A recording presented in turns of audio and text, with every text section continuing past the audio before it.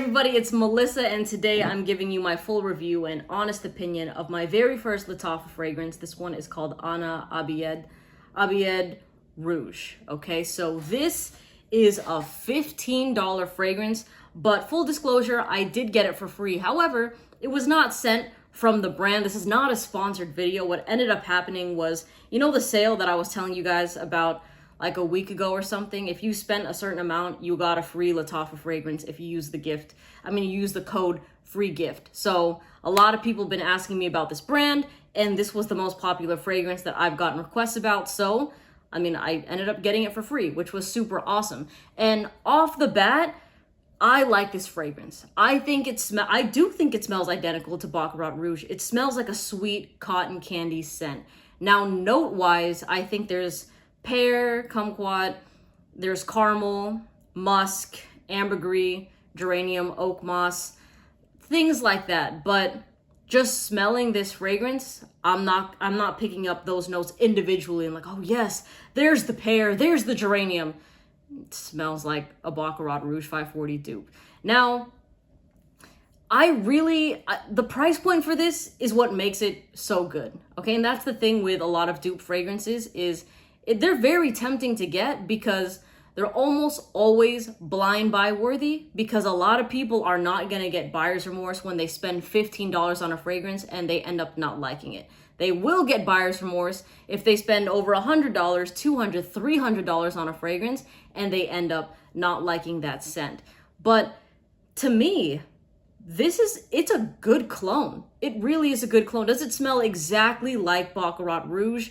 No, of course that fragrance is fuller, but the one thing I will say I did not really like about wearing this fragrance was up close, it had sort of a Sharpie smell to it. And some of my followers on the video I posted of my first impression said that I just had to kind of let the bottle sit for a couple months and I would notice that the Sharpie smell wouldn't be there as much anymore and that the performance would be better. But I'm not even really tripping about the performance of this fragrance because I did spray it earlier. Not on myself, actually. It was just literally sprayed in my room around maybe 11:30 in the morning. And right now it's like 5:30 or something. And when I walked into my room, it still smelled like this fragrance. So I think that it lasts a good amount. And is it as beast mode as Baccarat Rouge? No. Does it have that Sharpie smell a little bit up close? It does. But whenever I think of Baccarat Rouge, to me, it's a fragrance that is supposed to be noticed in the scent trail. It's supposed to be kind of, a louder scent. And this fragrance, when you smell it in the air, that's when it smells the best. It smells so good. It's so addicting.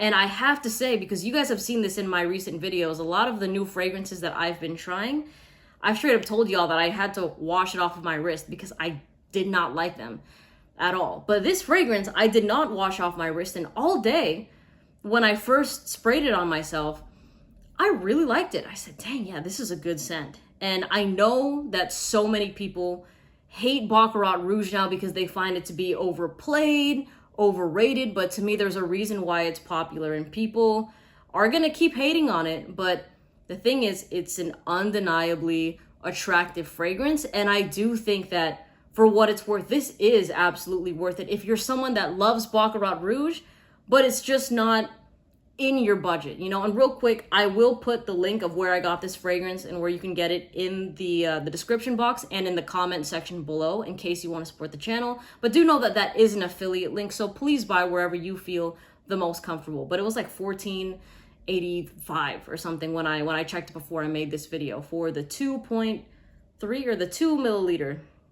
Yeah, and this is an EDP concentration, by the way. So in terms of performance, the first time that I did wear it, which is when you saw me spray it twice on my wrist, or 1 to 2 times on my wrist, it lasted over 7 hours, noticeably. Now that whole 7 hours, could I smell it just, pushing? Of course not. And just know that that is normal, where there's gonna be moments when you're wearing your fragrance where you do not detect it at all. That you just go nose blind to it. That is a normal thing, so don't be thrown off when that happens, because a lot of people will go spend $300 on a fragrance and not know what being nose blind means and say, oh, this thing only lasts 30 minutes, it's a ripoff.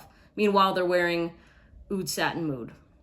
I've seen too many comments complaining about the same thing that I just got to disclose that to y'all, okay? So going nose blind is normal, but this thing was going in and out of like me being able to notice it for over 7 hours. And to me, that's really good. So I would find Ana Abiyedh to be more of a nighttime fragrance for sure. We're in the summer right now, so you can wear it in summer nights, but it's just tricky wearing sweet fragrances in the high heat, at least here in the West, because people are just not used to really strong fragrances in hot weather. Now, again, I just have to say that even though this had good longevity to it, what I liked is that it wasn't super beast mode. And that's kind of, I guess, what people were expecting with this fragrance is, you know, the big complaint is, oh, it's a weak scent. I didn't find the fragrance to be weak. To me, it performed exactly how I like my fragrances to perform, which is noticeable in my scent bubble. And of course, when I first sprayed it, you could smell somewhat of the scent trail, but it's not going to be something that entirely fills up a room, and it doesn't need to be. If you wanted to, you can absolutely overspray this and go crazy, right? Because if you want to get a backup bottle, it's just another $15. So really not that bad at all. So even the complaints that people were having about this fragrance, to me, I wouldn't complain about, right? But to each their own with it. Now, in terms of who this is marketed to, I do know it's marketed as a unisex fragrance. I do think, though, that it does lean more feminine. I find Baccarat Rouge to also lean more feminine, but that's not to say that you can't wear it if you're a guy and you want to. If you like sweet scents, then wear sweet scents. To me, honestly, any fragrance could be unisex. It just depends on the confidence you have and the kind of vibe that you have, and you could basically pull off anything, truly. So it is a compliment getting fragrance. Really, really is. Yeah, up close, I don't like it as much, but in the air right now, I smell it still from like when I first sprayed it earlier in the late morning. So I gotta give it to Lattafa for this one, for the price that it is. And I know if you're somebody that is all about originality, then go buy the original fragrances, right? But if you're somebody that's balling on a budget, and like I said in my previous video, this is like Baccarat Rouge if you squint. You know, you're like, yeah, that's, you know, sometimes or when you're having one too many drinks and your vision kind of goes blurry and you're like, that person's super attractive. You know what I'm saying? You guys get me, right? So bottom line, it'll work. It'll work.